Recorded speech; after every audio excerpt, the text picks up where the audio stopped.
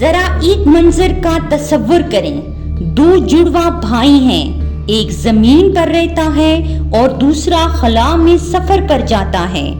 جب وہ خلا سے واپس آتا ہے تو زمین پر رہنے والا بھائی بوڑھا ہو چکا ہے اور خلا سے آنے والا ویسا ہی جوان ہے۔ کیا یہ ممکن ہے؟ کبھی آپ نے سوچا کہ وقت کیا ہے؟ کیا وقت صرف گھڑی کی سوئیوں میں بند چند لمحے ہے، یا یہ کوئی ایسی طاقت ہے جو ہماری زندگی کو چپ چاپ بدلتی رہتی ہے؟ ہم سب کو لگتا ہے کہ وقت سب کے لیے ایک جیسا گزرتا ہے، لیکن سچ یہ ہے کہ وقت سب کے لیے ایک جیسا نہیں ہوتا۔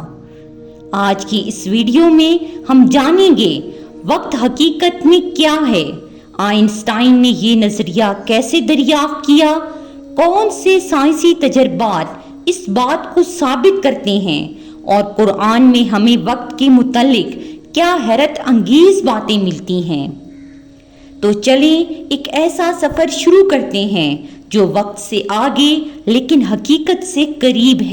البرٹ آئنسٹائن، جس کا نام دنیا فزکس کے بادشاہ کے طور پر لیتی ہے، وہ بچپن میں ایک عام سا خاموش اور شرمیلا لڑکا تھا۔ آئنسٹائن 14 مارچ 1879 کو جرمنی میں ایک یہودی گھرانے میں پیدا ہوا۔ بچپن میں 3 سال تک وہ بول نہ سکا۔ اس کے والدین کو لگا شاید یہ کبھی ہی بول نہ سکے۔ وہ اسکول میں بھی بہت ایوریج اسٹوڈنٹ تھا۔ اساتذہ کہتے تھے کہ یہ لڑکا کبھی کچھ بڑا نہیں کرے گا، لیکن آئنسٹائن کے دماغ میں ایک عجیب خاموشی میں ایک طوفان چھپا ہوا تھا۔ دن جب وہ صرف 5 سال کا تھا، اس کے والد نے اسے ایک مقناطیسی کمپاس لا کر دیا۔ جب اس نے دیکھا کہ سوئی ہمیشہ شمال کی طرف اشارہ کر رہی ہے تو وہ حیرت میں ڈوب گیا۔ اس نے سوچا یہ سوئی ہل کیوں نہیں رہی، اسے کس چیز نے روک رکھا ہے؟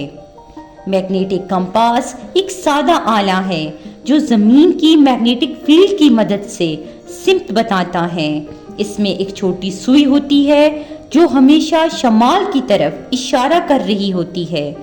زمین خود ایک بہت بڑا مقناطیس ہے۔ جب کمپاس کی سوئی کو آزاد چھوڑا جاتا ہے تو یہ زمین کے مقناطیسی کھینچاؤ سے متاثر ہو کر شمال کی سمت میں ٹھہر جاتی ہے۔ چاہے آپ دنیا کے کسی بھی حصے میں ہوں، یہ سوئی ہمیشہ شمال کی طرف اشارہ کرے گی۔ آئنسٹائن نے جب اسے دیکھا تو اس کے دل میں فزکس کی محبت جاگی اور وہ کائنات کی پوشیدہ طاقتوں کو سمجھنے کے سفر پر نکل پڑا۔ اس نے کائنات، وقت، خلا اور روشنی کے بارے میں سوچنا شروع کر دیا۔ جب آئنسٹائن 16 سال کا تھا، اس نے اپنے ذہن میں ایک تصور بنایا، اگر میں روشنی کی شعاع کے ساتھ دوڑوں تو مجھے کیا نظر آئے گا۔ اسے محسوس ہوا اگر وہ روشنی کی رفتار سے سفر کرے تو وقت اور جگہ کا مطلب بدل جائے گا۔ یہ وہ لمحہ تھا جہاں سے اس کے ذہن میں ریلیٹیوٹی کا بیج بویا گیا۔ 1905 کو فزکس کی دنیا میں انوس میرابلس کہا جاتا ہے، یعنی معجزاتی سال۔ اس سال صرف 26 سال کی عمر میں آئنسٹائن نے اسپیشل تھیوری آف ریلیٹیوٹی پیش کی۔ اس تھیوری کا ایک مرکزی نقطہ یہ تھا، وقت ہر جگہ ایک جیسا نہیں ہوتا۔ اگر کوئی انسان روشنی کی رفتار سے سفر کرے تو اس کے لیے وقت آہستہ گزرے گا اور زمین پر وقت تیزی سے چلے گا۔ اس تصور کو آج ہم ٹائم ڈائلیشن کہتے ہیں۔ سادہ الفاظ میں ٹائم ڈائلیشن ہے جتنی تیز رفتار اتنا سست وقت۔ آئنسٹائن نے 1905 میں صرف میتھس اور تصور کی مدد سے یہ تھیوری دی۔ بعد میں سائنسدانوں نے تجربات سے اسے ثابت کر دیا۔ جب سائنسدانوں نے زمین پر اور خلا میں موجود گھڑیوں کا وقت کا موازنہ کیا تو انہیں اندازہ ہوا خلا کی گھڑیاں زمین سے زیادہ وقت دکھا رہی ہیں، یعنی وقت مختلف رفتار سے گزر رہا تھا۔ آج ہم روزانہ GPS استعمال کرتے ہیں، موبائل میں گاڑی میں گوگل میپس پر۔ جی پی ایس کا مطلب ہے گلوبل پوزیشننگ سسٹم، یعنی عالمی مقامیاتی نظام۔ یہ ایک ایسا سیٹلائٹ سسٹم ہے جس کے ذریعے آپ دنیا میں کہیں بھی ہوں، آپ اپنی لوکیشن، سپیڈ اور ٹائم معلوم کر سکتے ہیں، صرف ایک موبائل فون یا جی پی ایس ڈیوائس کے ذریعے۔ سیٹلائٹس خلا میں 20,000 کلومیٹر جی پی ایس کی بلندی پر بہت تیز رفتار سے گھوم رہے ہوتے ہیں۔ ان سیٹلائٹس میں ایٹمی گھڑیاں لگی ہوتی ہیں۔ زمین اور خلا میں ٹائم مختلف ہونے کی وجہ سے اگر سائنسدان روزانہ ٹائم ڈائلیشن کا حساب نہ لگائیں تو جی پی ایس میں 10 کلومیٹر تک کی غلطی ہو سکتی ہے۔ اس غلطی کو ہم ٹائم ڈائلیشن سے ختم کرتے ہیں۔ یہ سب آئنسٹائن کی تھیوری کی وجہ سے ممکن ہوا۔ ناسا نے اسکاٹ کیلے اور مارک کیلے جڑواں خلانورد بھائیوں پر تحقیق کی۔ خلا میں بھیج کر واپسی پہ ان میں جینیاتی تبدیلیاں اور وقت کے فرق کو نوٹ کیا گیا۔ یہ براہ راست ٹائم ڈائلیشن کا ثبوت ہے۔ فضا میں کاسمک ریز جب زمین سے ٹکراتی ہیں، جن سے میون نامی چھوٹے ذرات بنتے ہیں، ان کی زندگی کا وقت بہت کم ہوتا ہے، صرف چند مائکرو سیکنڈ۔ سائنسدانوں کے مطابق یہ ذرات بہت دیر کے بعد زمین تک پہنچ رہے تھے، کیونکہ وہ روشنی کی قریب رفتار سے سفر کر رہے تھے، اور اسی وجہ سے ان کے لیے وقت سست ہو گیا، یعنی ان کی زندگی خلا میں لمبی ہو گئی، بالکل ویسے جیسے آئنسٹائن نے کہا تھا، جتنی تیز رفتار اتنا سست وقت۔ جی پی ایس روزانہ ٹائم ڈائلیشن سے کام کرتا ہے۔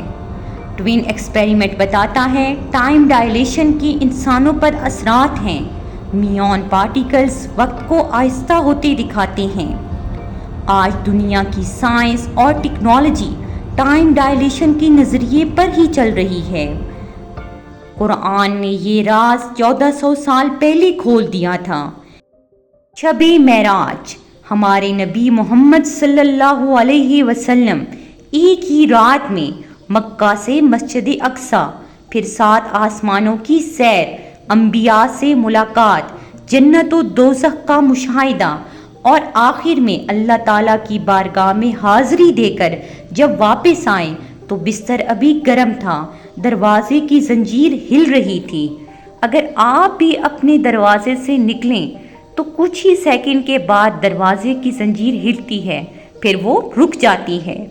سو گویا وقت تھم گیا تھا۔ قرآن کہتا ہے، پاک ہے وہ ذات جو اپنے بندے کو ایک رات میں مسجد الحرام سے مسجد اقصیٰ لے گئی، جس کے ارد گرد ہم نے برکتیں رکھی ہیں تاکہ ہم اسے اپنی نشانیاں دکھائیں۔ بے شک وہی اللہ خوب سننے والا، خوب دیکھنے والا ہے۔ شب معراج 2 حصوں پر مشتمل ہے۔ اسراء یعنی مسجد الحرام سے مسجد اقصیٰ تک کا سفر۔ یہ زمینی سفر ہے 1239 کلومیٹر۔ اگر آپ یہ سفر اونٹ یا کار سے کریں تو کئی دن لگتے ہیں۔ تب کوئی گاڑی تو تھی نہیں، بس اونٹ ہی کی سواری تھی۔ معراج یعنی آسمانوں کی سیر، جنت و دوزخ کا مشاہدہ اور اللہ کی بارگاہ میں حاضری۔ اب سورۃ الاسراء کی یہ آیت معراج کے زمینی سفر مکہ سے بیت المقدس کو مکمل طور پر بیان کر رہی ہے۔ سورۃ النجم کی یہ آیات شب معراج کے آسمانی سفر، وحی اور اللہ کے دیدار کا بیان ہیں۔ نبی نے سفر معراج میں سدرۃ المنتہا تک رسائی حاصل کی۔ وہاں آپ نے جبرائیل علیہ السلام کو اصلی حالت میں دیکھا، جنت، دوزخ، فرشتے اور اللہ کی قدرت کی بڑی بڑی نشانیاں دیکھیں۔ آنکھیں سج رہیں، دل نے انکار نہ کیا۔ یہ سب کچھ جسم اور روح دونوں کے ساتھ حقیقتاً پیش آیا۔ ایک ہی رات میں ہزاروں بلکہ لاکھوں نوری سال کا سفر، کیا یہ ممکن ہے؟ آئنسٹائن کے مطابق روشنی کی رفتار 3 لاکھ کلومیٹر فی سیکنڈ سے زیادہ کوئی جسمانی چیز سفر نہیں کر سکتی۔ اگر کوئی کرے تو وقت اس کے لیے رک جاتا ہے یا آہستہ ہو جاتا ہے، مگر روشنی کی رفتار سے بھی تیز سفر کے لیے اسپیس ٹائم کو بینڈ مطلب موڑنا پڑتا ہے۔ ایک جدید نظریہ ہے وان ہولز، وقت اور خلا کا فولڈ ہونا۔ سائنسدان آج کہتے ہیں خلا اور وقت کو موڑا جا سکتا ہے۔ اگر اسپیس اور ٹائم کو موڑ لیا جائے تو دو دور جگہوں کو جوڑا جا سکتا ہے۔ اگر یہ ممکن ہو جائے تو انسان ایک لمحے میں اربوں میل کا سفر کر سکتا ہے۔ سائنس ابھی اسے تھیری کہہ رہی ہے، لیکن اللہ نے اسے 1400 سال پہلے حقیقت بنا کر دکھایا۔ جب نبی کریم صلی اللہ علیہ وسلم معراج پر تشریف لے گئے تو ان کی جسم اور روح دونوں گئے، وقت کے قانون معطل ہو گئے تھے، خلا اور مسافت جھک گئی، وقت کے اندر رفتار اور قدرت غالب آ گئی۔ یہ تھا ٹائم ڈائلیشن کا سب سے پہلا عملی مظاہرہ۔ جب وہ واپس آئے تو بستر گرم تھا، دروازہ ہل رہا تھا، وقت دنیا میں رکا ہوا تھا، مگر نبی لامحدود خلا کا سفر کر چکے تھے۔ یہ وہ مقام ہے جہاں انسان کی سائنس ختم اور اللہ کی قدرت شروع ہوتی ہے۔ اصحاب کہف، کچھ نوجوان ظالم بادشاہ کے دور میں ایمان لے آئے۔ بادشاہ انہیں زبردستی بت پرستی پر مجبور کر رہا تھا۔ وہ اللہ کی وحدانیت پر قائم رہے اور شہر چھوڑ کر ایک غار میں چھپ گئے۔ اللہ نے ان پر نیند طاری کر دی اور وہ 309 سال تک سوئے رہے۔ کیا تم یہ سمجھتے ہو کہ غار اور کتبے والے ہماری عجیب نشانیوں میں سے تھے؟ تو ہم نے غار میں ان کے کانوں پر نیند کا پردہ ڈال دیا کئی سالوں تک۔